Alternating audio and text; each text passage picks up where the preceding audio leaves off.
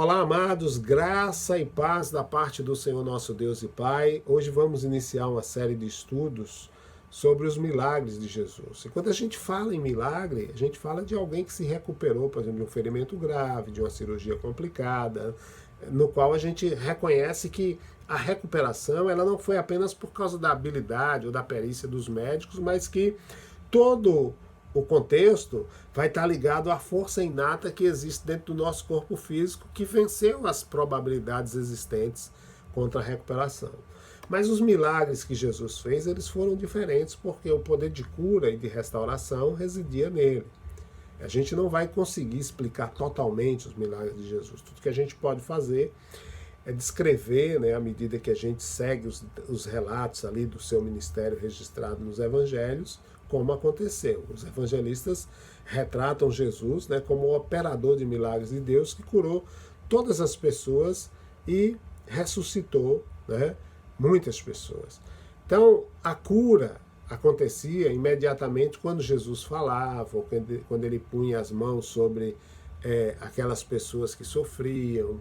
Ele usava métodos diferentes, incluindo, por exemplo, passar lama nos olhos de um homem cego de nascença, ou simplesmente tocar nos olhos de outro cego. Então, em outras ocasiões, ele curou pessoas à distância, por exemplo, a criada de um centurião, o filho de um oficial da realeza, a filha de uma mulher cirofenícia foram curas à distância. E pelo menos 2 dos milagres de Jesus vão se caracterizar de forma contundente a relação com a glória do Senhor, nosso Deus. Por exemplo, no caso de Lázaro, a ressurreição de Lázaro, e como também no caso ali do cego de nascença, capítulo 9 de João, olha, isso é para que se demonstre a glória de Deus. Isso é importante a gente entender. Então, qual foi o propósito de Jesus em seu ministério de cura? A resposta é mostrar que ele era o Messias. João Batista ele enviou seus discípulos a Jesus para perguntar se ele era o que haveria de vir. Qual foi a resposta de Jesus?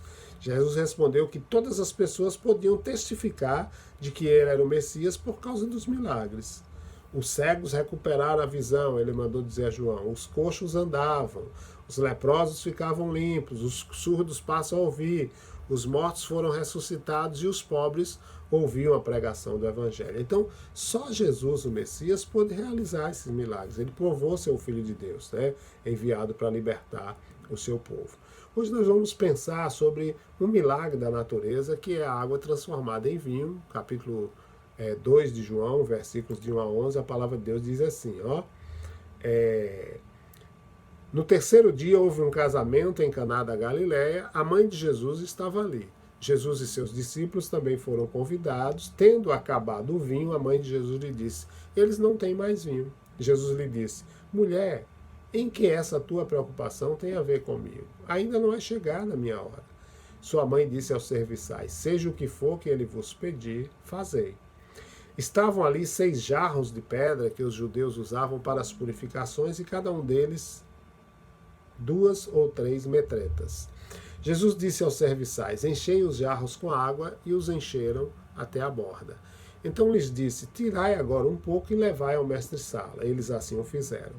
Quando o mestre-sala provou a água transformada em vinho, não sabendo de onde viera, embora o soubessem os serviçais que tiraram a água, chamou o noivo e lhe disse, todo homem serve primeiro o bom vinho, e depois que os convidados já beberam água, o vinho inferior é servido. Tu, entretanto, guardaste o bom vinho até agora. Com esse, deu Jesus princípio a seus sinais em Caná da Galileia, manifestou a sua glória e os seus discípulos crerão nele. Então, amados, que o Senhor nosso Deus aplique essa palavra ao meu e ao seu coração e imprima em nós o desejo de sermos eternos dependentes do Senhor. Então, nós temos aqui no início desse texto Jesus e Maria como referência, porque depois de encontrar João Batista ali no Rio Jordão, onde Jesus foi batizado, eles e seus discípulos viajam para Galiléia, e eles caminhando de maneira animada, venceram a distância em poucos dias, chegaram ali à vila de Caná, perto de Nazaré, exatamente quando estava acontecendo uma festa de casamento, na qual Maria, a mãe de Jesus, havia aceitado servir aos convidados. E os casamentos naqueles dias, eles eram celebrados com festas que podiam durar 7 dias. Depois de um período, né, de noivado que durava 1 ano, o casamento em si começava na véspera do dia da cerimônia. Era quando o noivo, com seus amigos, entrava na casa da noiva e a levava, acompanhada de damas de honra, até a casa dele. Embora sejam poucos os detalhes aqui, a gente pode presumir com confiança que ou a noiva ou o noivo era amigo, ou então parente de Maria. A gente sabe que Jesus tinha sido convidado para a festa com seus discípulos. E, sem dúvida, a presença de convidados extras ali na festa pode ter contribuído para que faltasse vinho com o passar das horas. As festas de casamento naqueles dias, né, eram alegres. E durante essas festividades, os convidados consumiam grande quantidade de alimento, como também de vinho. Na cultura hebraica, o consumo de vinho fazia parte do entretenimento, da alegria dos convidados e da apreciação da convivência relacional uns com os outros. Essa bebida era muitas vezes diluída com água exatamente para manter o teor alcoólico baixo, né? Por quê? Porque as regras da sociedade tornavam a embriaguez algo culturalmente inaceitável. De fato, a Bíblia também fala, né, contra a bebedice, a embriaguez. E a certa altura da festa, os criados viram que o suprimento de vinho estava diminuindo e que ia acabar. E essa situação embaraçosa, né, iria provocar um apuro ali para o casal de noivos, para a família, assim como também uma despesa financeira inescapável, além de também a vergonha social. E para evitar essa vergonha, Maria aproveita a ocasião para pedir a ajuda de Jesus, né? De todos os convidados e serventes, era ele quem Maria conhecia mais. O relacionamento de Maria e de Jesus era sólido, e mais especificamente porque Jesus, na verdade, era quem, desde a morte de José, provia o sustento, né, para Maria, sua mãe. E a resposta que Jesus dá a Maria, ela pode soar até um tanto brusca aos nossos ouvidos. Ele diz: mulher, que tenho eu contigo? Ainda não é chegada a minha hora. No nosso contexto social, essa fala, ela tem um tom grosseiro, né? Falta de boas maneiras, né? Um filho se dirigir à mãe como mulher. Mas no tempo de Jesus não era assim, né? A palavra mulher era um título de respeito, assim como o título senhora hoje é um título de respeito em muitos lugares. A intenção da fala de Jesus seria equivalente a dizer assim: minha querida mãe, né? Só que as palavras de Jesus colocaram uma distância entre ele e sua mãe para que ela reconhecesse que ali estava acontecendo uma mudança no relacionamento deles. Maria tinha que reconhecer que Jesus, ele não era mais o seu provedor, mas agora é alguém que cumpria o papel para o qual Deus o havia chamado. Né? As palavras misteriosas, ainda não é chegada a minha hora, apontavam para o iminente sofrimento de Cristo, a sua morte, a sua ressurreição e a sua ascensão. E Maria também teve de se lembrar das palavras ditas por Jesus ali aos 12 anos no templo: não sabíeis que me cumpria estar na casa do meu pai? Né? Jesus transformou o relacionamento íntimo ali entre mãe e filho no de uma pecadora que necessitava de um Salvador. Ele havia vindo à Terra para salvar as pessoas dos seus pecados, e Maria tinha que reconhecer que ela também era uma pecadora por quem Jesus viera como Messias. E de fato, né, como Cordeiro de Deus, ele finalmente morreria uma morte cruel para eliminar o meu pecado, o pecado dela e o seu pecado. Ele deixou claro que ela não tinha mais direito sobre ele do que qualquer pessoa, porque ele era o Filho de Deus e fora enviado para fazer o que o Pai tinha mandado. E Maria também teve que se lembrar de uma coisa, que décadas antes, 3 décadas antes, ali no templo, o velho Simeão havia falado sobre o destino do filho dela. Ele tinha dito que a vida de Jesus fora posto para a queda e o levantamento de Israel, e que uma espada traspassaria também a alma de Maria. Então, agora, posicionado ali no estágio inicial, no início do seu ministério, Jesus alertou a sua mãe de que seu ministério terreno estava começando. Ele e não sua mãe iriam determinar o programa desse ministério que finalmente levaria à sua morte de cruz e ali no Calvário. Então Maria informa aos servos que fizessem o que Jesus lhe ordenasse. Ela sabia que Jesus poderia resolver a situação. 6 potes feitos de pedra estavam próximos, né?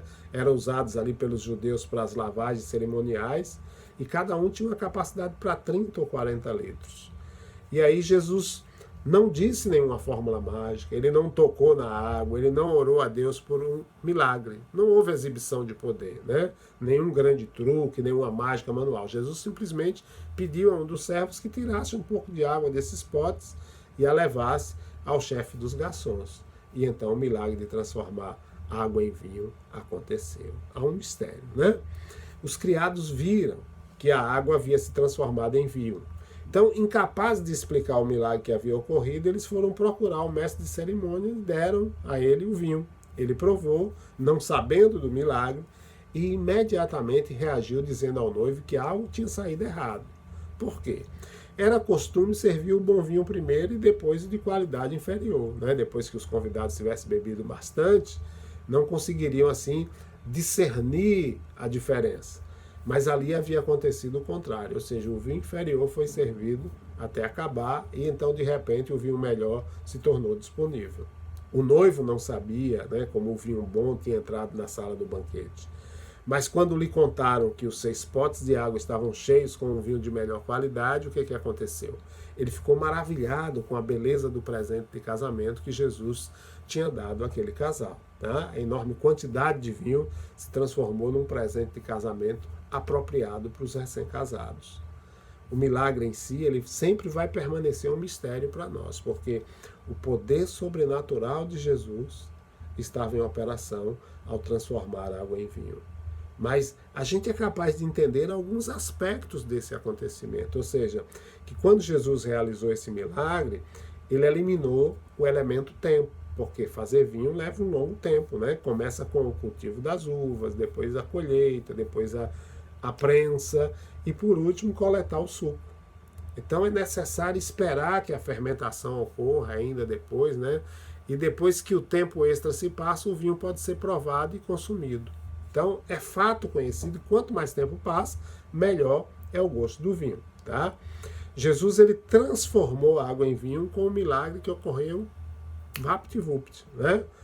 Mas, na verdade, o processo de crescimento dos brotos minúsculos, as uvas crescidas e maduras, também é um milagre, né? Porque faz parte da criação de Deus. E assim também o processo de fermentação, que opera de modo silencioso e discreto. Nenhum ser humano tem o poder, o conhecimento e a habilidade de reproduzir esses milagres. Tá? Então, o relato dessa festa, né, coloca Jesus no centro do palco. Não nos é dito nada assim sobre o noivo, sobre a noiva, sobre o mestre de cerimônia ou sobre o relacionamento de Maria com o casal. O enfoque primário aqui está em Jesus, o operador de milagre. Então esse sinal foi o primeiro de uma série de milagres que Jesus realizou no seu ministério. O que a gente aprende? Há uma medida de simbolismo aqui. A presença de Jesus, né, no casamento de Caná aponta para o banquete do casamento celestial, né, no final dos tempos, onde nessa ocasião Jesus vai ser o noivo e o povo de Deus, eu, você, né, seremos a noiva. Tá? Aqui é uma ilustração dentro de outra ilustração, porque os convidados no casamento da noiva serão o povo de Deus e eles, né, por sua vez, serão a noiva do noivo, ou seja, do cordeiro. Jesus não transforma mais água em vinho em casamentos, mas ele quer estar presente num casamento quando marido e mulher dão início a uma família. Ele deseja ser o chefe de cada família, o convidado invisível em cada refeição, o ouvinte silencioso em cada conversa, né? E Jesus ainda vem oferecendo promessas e diz a um casal, por exemplo, de noivos, para confiar nele de todo o coração e não confiarem no seu próprio entendimento. Ele insiste com os noivos para que reconheçam tudo o que fizerem, né? E ele os abençoará, fazendo que seus caminhos sejam retos. Portanto, está aí o primeiro milagre de Jesus, tá? Que o Senhor nosso Deus aplique essa palavra ao meu e ao seu coração. E na próxima semana falaremos de mais um milagre de Jesus. Que o Senhor nosso Deus vos abençoe rica e poderosamente. Amém. Fiquem com Deus.